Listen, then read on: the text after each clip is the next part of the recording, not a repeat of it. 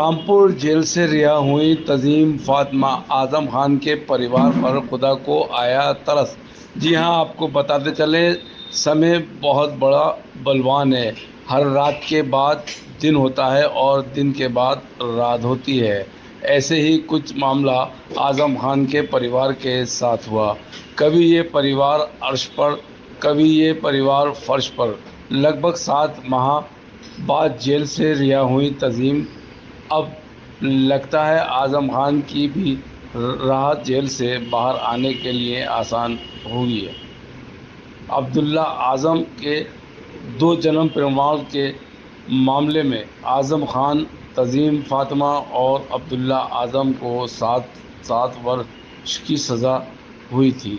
Jail से बाहर आई तज़ीम फातिमा तो पत्रकारों के सवालों के घेरे में तज़ीम फातिमा नजर आई और उन्होंने पत्रकारों के सवालों के जवाब देते हुए कहा कि मीडिया को भी सच लिखना चाहिए। उन्होंने अपनी पीड़ा बयां करते हुए आगे कहा।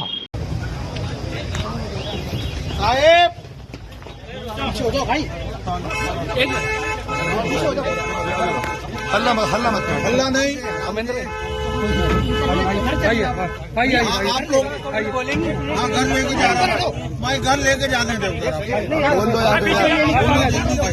कुछ बोलेंगे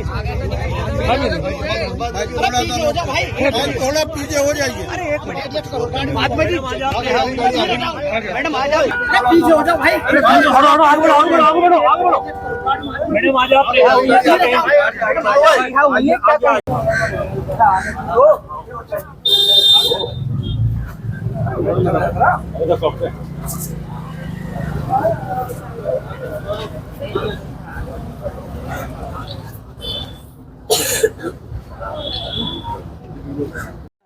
बस यही कहना चाहूँगी कि जिस माहौल में हमें सजाएं पे सजाएं दी जा रही हैं, ये एक बहुत ही सुनियोजित षड्यंत्र है और जिसमें सभी लोग बराबर से शामिल रहे हैं।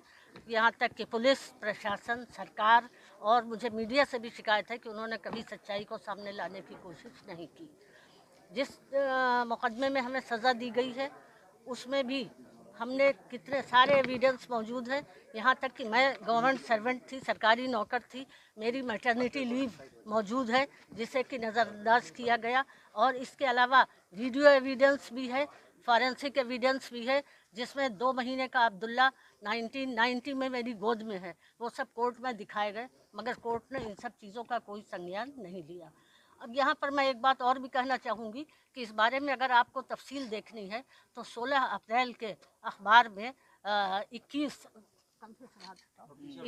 सेवानिवृत्त जो न्यायाधीश हैं सुप्रीम कोर्ट के और हाई कोर्ट के, उन्होंने चीफ जस्टिस ऑफ इंडिया को एक लेटर लिखा है जिसमें उन्होंने कहा है कि न्यायपालिका को कमज़ोर करने की कोशिशें की जा रही हैं, न्यायपालिका पर अनुचित दबाव डाला जाता है और जनता का विश्वास न्यायपालिका में कम करने की कोशिश की जा रही है। तो जाहिर है इस तरह के फैसलों से जनता का एतमाद, पब्लिक में जनता का एतमाद जो है वो कम होता है न्यायपालिका में।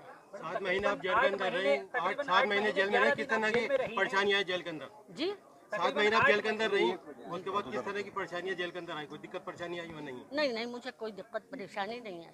8 महीने जब इंसाफ ही नहीं मिला तो दिक्कतों का क्या है? कितनी दिक्कतें रास्ते में आए, हम तो लड़ ही रहे हैं। करीब 8 महीने जेल में हैं, जमानत हो गई, लेकिन अभी और मामलों में आज भी एक मामला आ रहा है, इसमें उनको आरोप क्या होगा? जी, क्या कह सकते हैं, आरोप पर आरोप तय कर रहे हैं, लेकिन जब सच्चाई सामने आएगी तो इसमें कोई सच्चाई नहीं है। डोंगरपुर वाले जो मुकदमों में उन्हें सजाएं दी जा रही हैं तो यह सरकारी ज़मीन थी। सरकारी ज़मीन खाली करवाना अगर अपराध है तो कोई बात नहीं है। सरकारी ज़मीन थी, सरकारी पैसे से बने थे, सरकारी लोगों ने बनाए थे, और तो इसमें आज़म साहब का तो कोई रोल ही नहीं था। 2024 के चुनाव को किस रूप में देखती है? इंडिया गठबंधन जो है वो बराबर कह रहा है कि संविधान बदल देगी, सरकार आएगी। देखिए, ये एक तरह से संविधान को नुकसान पहुंचाना ही है। संविधान में एक निष्पक्ष न्यायपालिका की व्यवस्था की गई है कि न्यायपालिका निष्पक्ष होगी, स्वतंत्र होगी, लेकिन न्यायपालिका जो है जाहिर है कि वो निष्पक्ष नहीं है। न्यायपालिका पर अनुचित दबाव पड़ रहे हैं, न्यायपालिका दबावों के अधीन काम कर रही है। तो ये एक तरह से संविधान को ही कमज़ोर कर, न्यायपालिका कमज़ोर होगी तो हमारा संविधान भी कमज़ोर होगा।